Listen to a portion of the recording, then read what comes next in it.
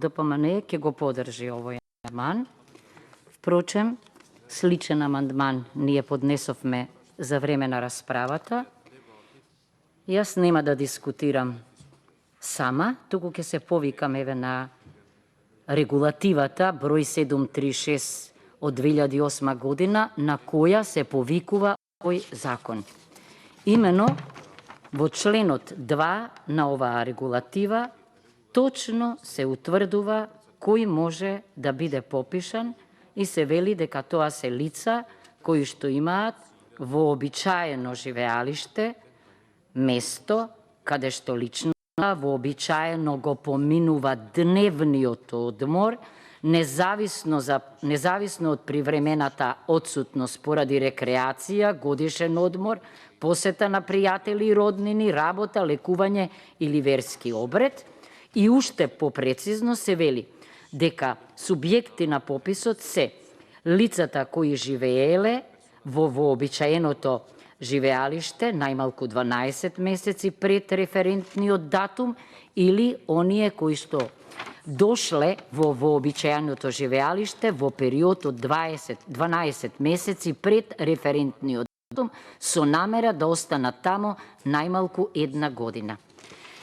Најважното од регулативата на која на многу места се повикува законот е следново.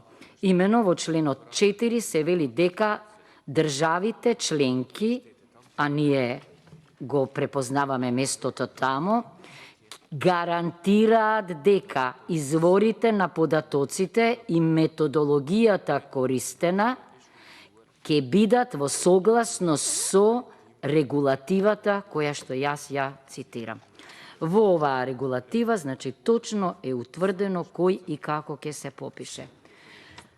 Никој не негира дека диаспората има огромно значење за Македонија, дека диаспората не само финансиски, туку и поинаку е дел од оваа држава, меѓутоа двојното попишување е забрането. Сите тие кои што се подолго од 12 месеци надвор се попишуваат тамо. И зошто? Затоа што тамо таа држава го планира нивниот ангажман. Значи, може да се регистрира диаспората, меѓутоа таа не влегува во вкупното население. Така вели регулативата, уште една регулатива имам до мене и таа упатува на почитување на оваа регулатива.